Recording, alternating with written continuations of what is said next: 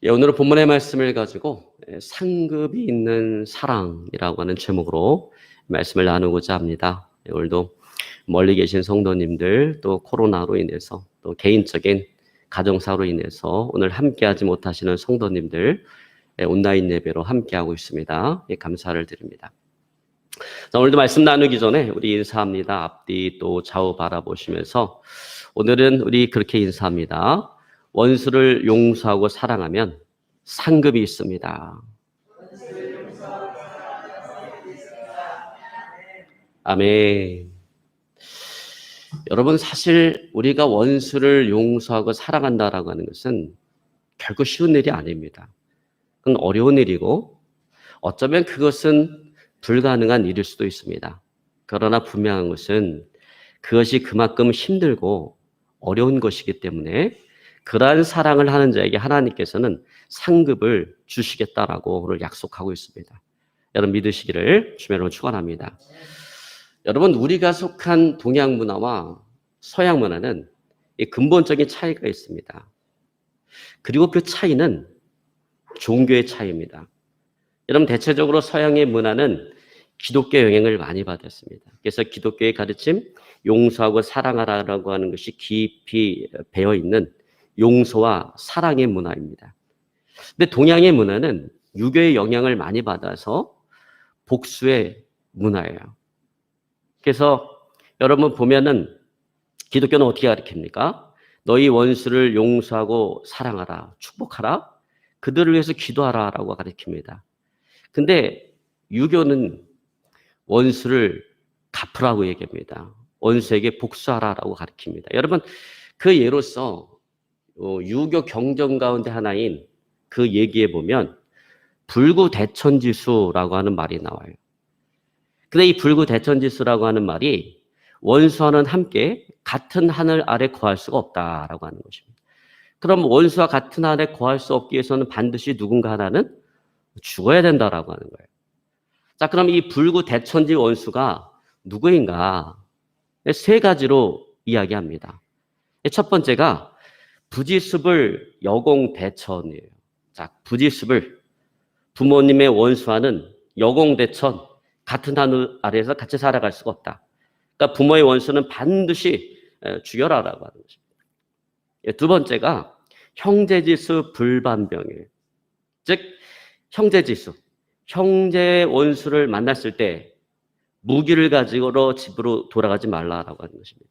그러니까 형제의 원수를 만났을 때 그 원수를 놓치지 않게 해서 항상 무기를 소지하고 다녀야 된다. 이 무기를 칼을 갖고 다니다가 형제의 원수를 만나면 반드시 죽여라라고 하는 것입니다. 세 번째가 교유지수 부동국입니다. 교유지수, 이번 친구의 원수예요. 친구의 원수와는 부동국, 같은 나라 안에서 살 수가 없다. 그러니까 친구의 원수는 나라 밖으로 이렇게 쫓아내든지 아니면 죽여야 된다라고 하는 거예요. 자, 여러분, 이처럼 유교의 가르침은 아버지의 원수, 형제의 원수, 친구의 원수는 반드시 복수를 해야 된다라고 하는 것입니다. 그러므로 이러한 유교의 가르침에 영향을 받은 동양의 문화는 어쩔 수 없이 복수의 문화가 되어질 수밖에 없습니다. 그래서 여러분, 우리가 중국의 무역국이라든지 우리나라 사국을 보면 어떻습니까? 아버지가 죽을 때 너희 원수를 용서하고 사랑하고 축복하고 그들을 위해서 기도하라, 이렇게 죽는 아버지는 없습니다. 항상 어떻게 죽습니까? 피를 토하면서 나의 이 원한을 반드시 갚아줘라, 복수해줘라, 이렇게 죽어요. 그럼 그 유언에 따라 자녀는 칼을 갈면서 평생 복수의 날만을 기다립니다. 그리고 그 유언에 따라 서로 죽이고 죽습니다. 그러므로 이와 같은 낙선안이 그치지를 않습니다. 여러분, 참으로 불행한 일이에요. 자, 그러면 여러분, 우리는 어떠한가? 여러분, 누군가 나에게 무시하는 말을 하고 또 모욕적인 행동을 했을 때 여러분, 그들을 정말 불쌍히 여기고 국민을 여기는 마음을 가지고 용서합니까? 아니면 내가 당한 거에 배로 갚아주십니까? 여러분, 대체적으로 보면 모욕적인 말, 어떤 모욕적인 대접을 받았을 때 참잖아요. 그 자리에서 갚아줍니다. 우리나라 아주 성격도 급해서. 근데 안타깝게도 나에게 그럴 만한 힘과 능력이 없을 때 어떻습니까? 그 말을 내 마음속에 아주 그냥 간직하고 있다가 내게 원수를 갚을 수 있는 힘과 능력이 있고 기회가 왔을 때 배로 갚아줍니다. 그리고 마음속으로 승리의 미소를 짓습니다. 어떤 할아버지 할머니가 같이 길을 걸어가고 있었습니다. 길을 걸어가는데 할머니가 다리가 아파오기 시작했어요. 그래서 할머니가 할아버지한테 업어달라고 그랬습니다. 할아버지가 마음을 내키지 않지만 그래도 할머니를 업어줬어요. 할아버지 등에 업힌 할머니가 좀 미안한 마음이 들었습니다. 그래서 할아버지한테 그렇게 말했어요. 아유, 영감, 내가 좀 무겁지요? 할아버지가 이렇게 말합니다. 그럼 무겁지. 머리는 돌이지, 얼굴은 철면피지, 심장은 강심장이지. 그 얼마나 무겁겠어. 조금 가다가 이제 할머니가 내렸어요. 같이 길을 걸어가는데 이번에는 할아버지가 다리가 아프기 시작했습니다. 그래서 할아버지가 할머니에게 얘기합니다. 할멈, 내가 먼저 업어줬으니까 이번에는 할머니 나를 좀 업어줘. 그래서 할머니가 어쩔 수 없이 할아버지를 업었습니다. 할머니 등에 업힌 할아버지가 좀 미안한 마음이 들었어요. 그래서 할머니한테 이렇게 얘기했습니다. 할멈, 그래도 내가 좀 의외로 좀 가볍지? 할머니가 이렇게 말합니다. 아유, 그럼 가볍지요. 머리는 빈 깡통이지, 허파에는 바람만 들었지, 속은 비었지, 양심도 없지. 그러니 얼마나 가볍겠어요. 그랬다는 거예요. 여러분 웃으라고 한 이야기지만 저는 이 할아버지 할머니의 모습이 오늘 우리와 같지 않은가 생각합니다. 복수문화에 젖어 있는 우리는 무시를 당하고 또 모욕을 당했을 때 그 불쾌한 감정을 털어버려야 되는데 그 불쾌한 감정을 털어버리지 못하고 항상 마음속에 품고 있다가 기회가 오면 반드시 복수를 한다는 거예요. 그래서 여러분 인생을 살아가면서 원수를 만들지 마시기 바랍니다. 여러분 원수를 만들지 마시기를 주님으로 축원합니다. 그런데 안타까운 것은 우리가 세상을 살아가다 보면 내 뜻과는 상관없이 원수 같은 미운 사람이 생겨난다라는 거예요. 때로는 서로 간의 오해로 인해서 생겨나기도 하고 때로는 상대방의 일방적인 잘못으로 인해서 생겨나기도 하고 때로는 나의 전적인 그런 실수, 잘못으로 인해서 생겨나기도 합니다. 여러분 이처럼 원수가 생겨나고 만들어지는 것은 내가 어떻게 할 수 있는 게 아니에요. 여러분 우리가 살아가면서 많이 경험해 봤을 거예요. 아무리 잘해줘도 원수는 만들어지더라는 거예요. 99가지를 잘해줘도 한 가지 잘못하면 그것 때문에 원수가 만들어지더라는 거예요.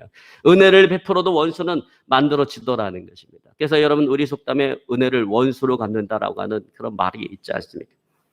그러면 여러분 우리가 인생을 살아가면서 던져야 될 질문은 어떻게 하면 원수를 만들지 않을 수 있을까라고 하는 질문이 아니라 어떻게 하면 원수를 용서하고 사랑하며 살아갈 수 있을까라고 하는 그런 질문을 던져야 된다라고 하는 거예요.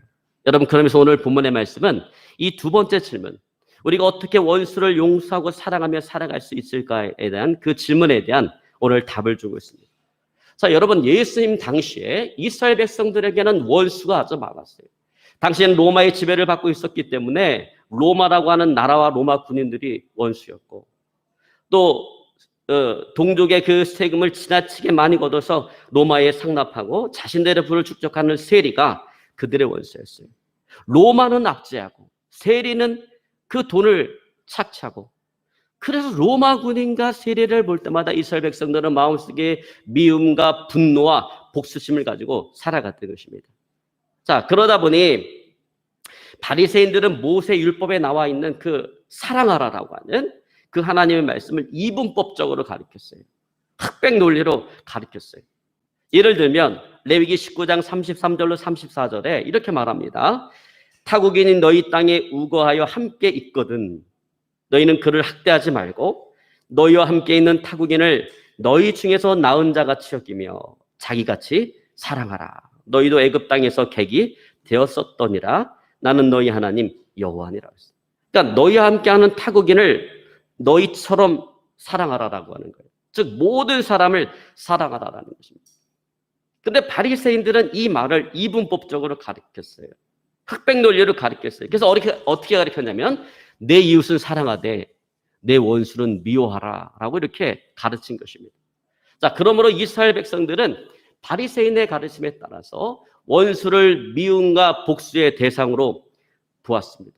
미움과 복수의 대상으로 생각했어요. 자, 그런데 이렇게 원수를 미움과 복수의 대상으로 생각하고 있는 이스라엘 백성들에게 오늘 예수님께서는 정반대적인 가르침을 주고 있는 거예요. 원수는 미움과 복수의 대상이 아니라 용서와 사랑의 대상이요, 축복의 대상이요, 그들을 위해서 기도해야 된다라고 하는 것입니다. 자, 여러분, 우리 43절로 44절로 같이 봅니다. 또 내 이웃을 사랑하고 내 원수를 미워하라 하였다라고 하는 것을 너희가 들었으나 나는 너희에게 이르노니 너희 원수를 사랑하며 너희를 핍박하는 자를 위하여 기도하라. 자, 여러분, 예수님의 이 말씀이 오늘 이스라엘 백성들에게 어떻게 다가왔을까요? 그들이 존경하는 예수님이니까, 그 예수님의 말씀이니까 무조건 다 감동적인 말씀으로 다가왔을까요? 아니면 좀 실망스럽고 부담스러운 말씀으로 다가왔을까요? 전 두 번째 의미로 다가왔을 것이다라고 생각을 합니다. 좀 실망스럽고 부담스러운 말씀으로 다가왔을 것이다라고 생각합니다. 여러분 한번 생각해 보세요. 원수를 미워하라 라고 하는 그 바리새인들의 가르침을 따라 평생을 살아온 그들에게 오늘 그 예수님의 이와 같은 말씀이 이거 참 받아들이기 어려운 말씀이었을 거예요. 자, 우리가 상식적으로 생각해 보더라도 오늘 예수님의 가르침보다는 바리새인들의 가르침이 더 설득력 있게 다가왔을 거예요. 그리고 사실 바리새인들의 가르침이 진리가 아니라 할지라도 이스라엘 백성들은 바리새인들의 그 가르침을 받아들이길 원했을 거예요. 왜? 사람의 본능이 그래요. 여러분, 사람은 언제나 내가 처한 입장, 내가 처한 상황 속에 맞게끔 나에게 유리한 이야기를 듣기를 원하고 그것을 받아들이길 원해요. 설사 그것이 사실이 아니더라도, 설사 그것이 진리가 아니더라도 사람은 항상 그래요. 내가 처한 상황 속에서 나에게 이로운 이야기, 나에게 유리한 그런 이야기만을 들으려고 하고 그것을 받아들이려고 한다는 것입니다. 자, 그런 의미에서 원수가 지금 눈앞에 있는데 여러분 용서하고 사랑하고 싶겠습니까? 아니죠. 복수하고 싶을 거예요. 미워하고 복수하고 싶죠. 여러분, 그러므로 원수를 미워하라라고 하는 그 바리새인들의 가르침은 오늘 이스라엘 백성들에게 설득력 있는 말씀으로 다가왔을 거예요. 정말 그들의 마음을 시원하게 해주는 사이다와 같은 가르침으로 다가왔을 거예요. 반면에 오늘 예수님의 가르침은 자신들의 그 마음도 해결해주지 못하는 아주 무정한 가르침으로 다가왔을 거예요. 원수, 로마군인과 세리를 더 두둔하는 아주 비겁한 그런 말씀으로 다가왔을 거예요. 정말 받아들이기 어려운 말씀으로 다가왔을 거예요. 여러분, 사실 눈앞에 펼쳐진 현실만을 놓고 본다면 그들이 그런 마음을 갖는 것은 지극히 당연한 것입니다. 그러나 여러분, 우리가 현실만을 바라본다고 한다면 우리는 결국 우리 고된 인생에 답을 찾을 수가 없습니다. 억울한 현실, 또 나에게 손해를 끼친 현실, 나로 피해자로 만든 그 현실만을 바라보면 우리는 평생 미움과 분노, 이 복수심을 버릴 수가 없습니다. 결국 그 미움과 복수심을 가지고 살아가다 보면 불행하게 인생을 끝마치게 되어지는 거예요.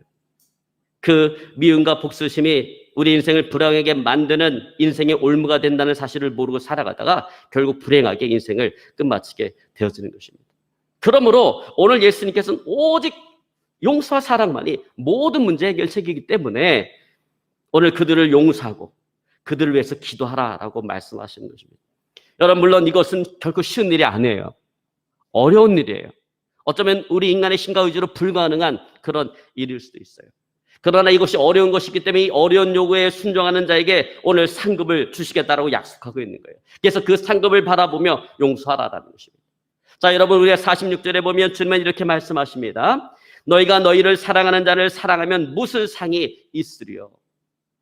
자, 나를 사랑하는 사람, 그 사람을 사랑하는 것은 상급이 없다라는 거예요. 왜? 그것은 너무나도 쉽고 당연한 것이기 때문에 그래요.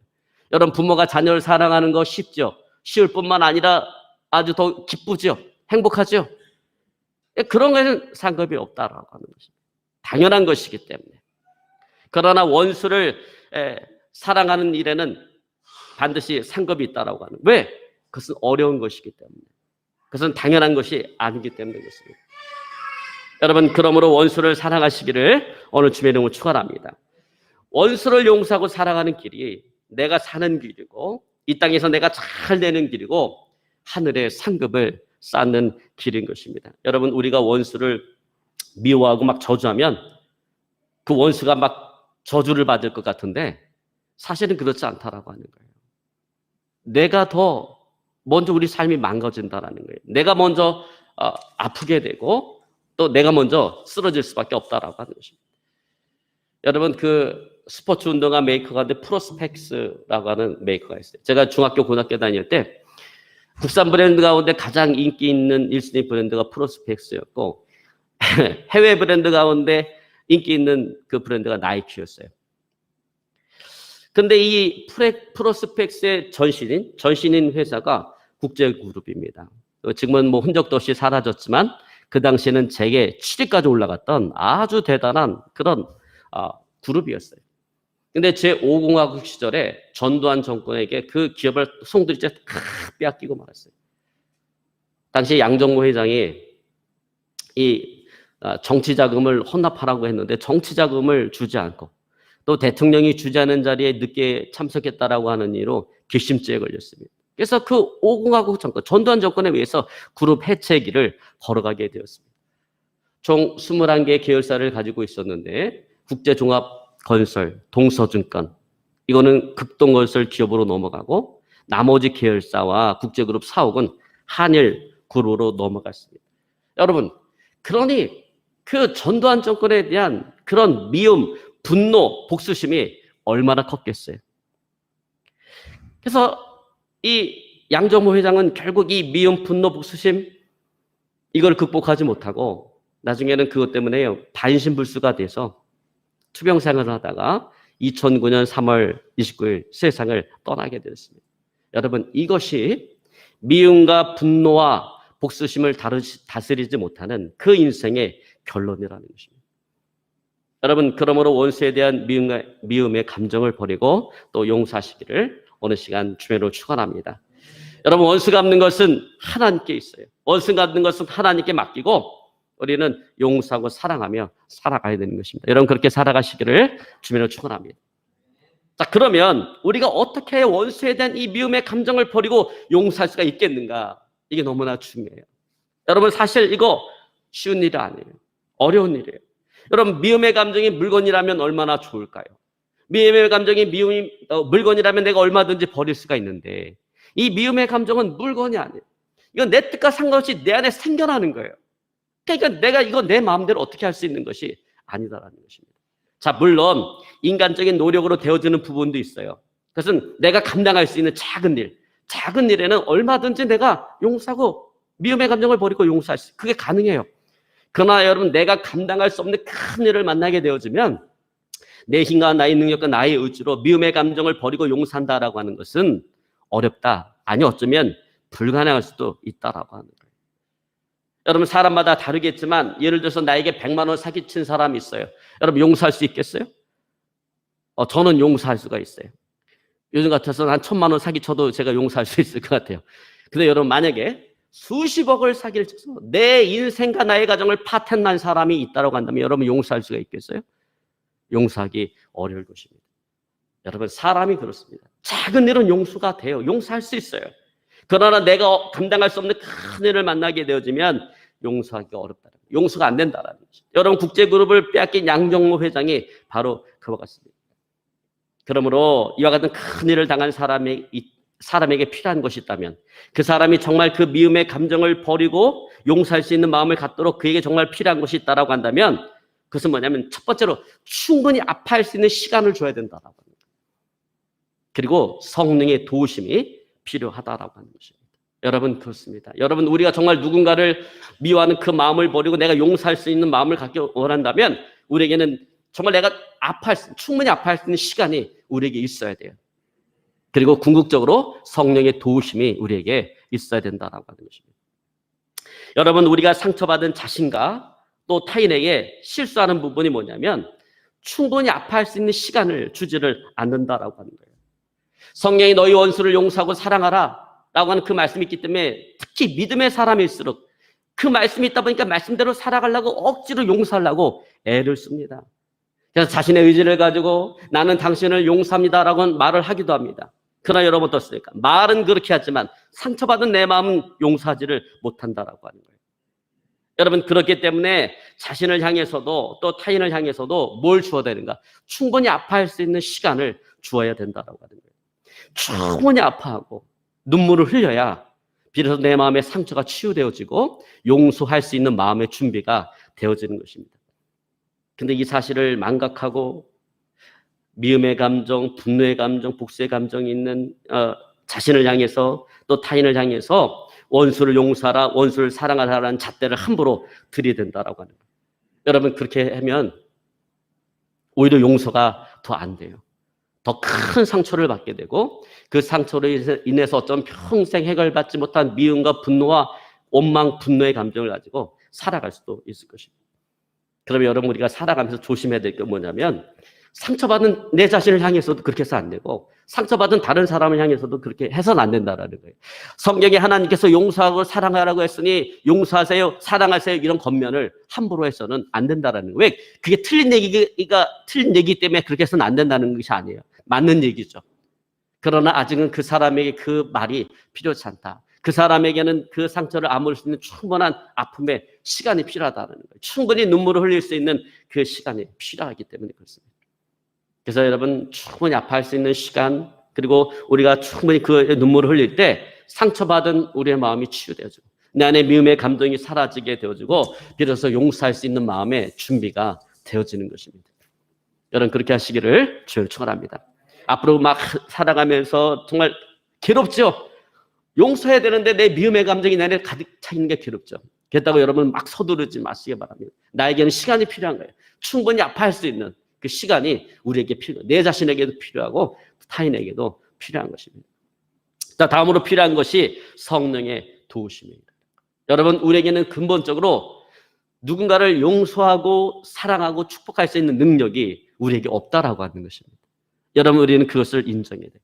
오직 성령께서 우리를 붙들어 주실 때 우리는 비로소 용서하고 사랑하며 축복하며 살아갈 수가 있는 것입니다. 여러분 국제그룹의 양정모 회장과 똑같은 일을 당하신 분이 있어요. 그분 누구냐면 신동아 그룹의 최순영 회장입니다. 최순영 회장 역시 1997년 김대중 후보에게 선거 자금을 주지 않았다라고 하는 이유로 그 DJ 핵심 인사들로부터 모든 것을 다 빼앗겼어요. 대한생명과 22개의 계열사들 통째로 다 빼앗기고 2년 6개월 실형을 받고 감옥에 갇히게 되었습니다. 여러분 그러니 그 미움과 원망과 분노의 감정이 얼마나 컸겠어요.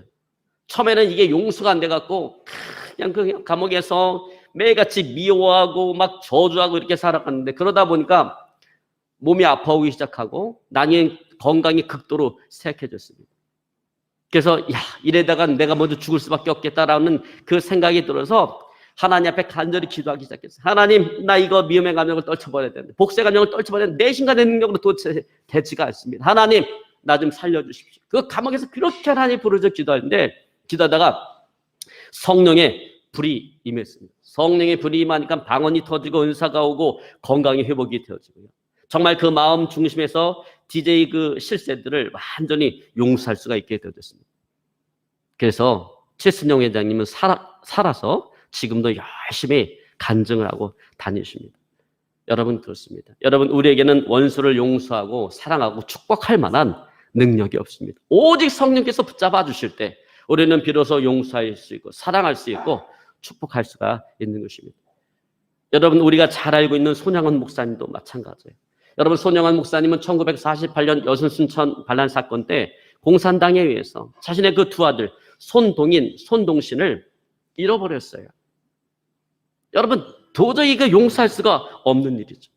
그럼에도 불구하고 손양원 목사님은 자신의 그 두 아들을 죽인 그 원수 안재선이라고 하는 사람을 자신의 양아들로 받아들이고 그를 목사로 만들었습니다. 죽음보다 더 강한 그 사랑의 모습을 보여준 손양원 목사님의 그 생애는요, 이게 성령의 능력이 아니고는 도저히 설명할 수가 없어요. 여러분 사람인가 사람의 의지로는 자신의 아들을 죽인 원수를 자신의 양아들로 삼을 수가 없는 거예요. 오직 성령의 붙드시는 그 능력이 있었기 때문에 그 모든 것들이 가능할 수가 있었던 것입니다.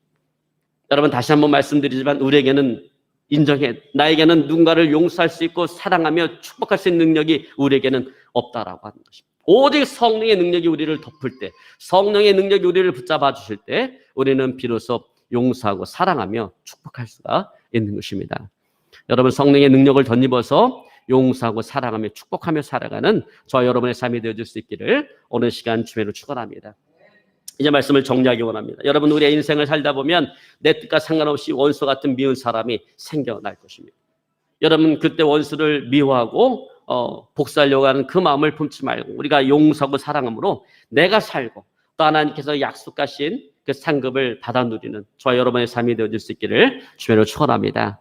그래서 이를 위해서 우리가 무엇보다도 당장 용서하지 못하는 내 자신을 향해서, 타인을 향해서 정죄하지 말고 충분히 아파할 수 있는 그런 시간을 주고 또 날마다 기도함으로 성령의 능력을 받아서 용서하고 사랑하며 축복하는 저와 여러분의 삶이 되어질 수 있기를 주님으로 축원합니다. 그래서 이 땅에서 잘 되어지는 복, 하늘의 상급을 쌓는 저와 여러분의 복된 인생이 되어질 수 있기를 오늘 시간 주님으로 축원합니다. 지금 우리 말씀 붙잡고요, 간절히 하나님 앞에 기도하기 원합니다. 하나님,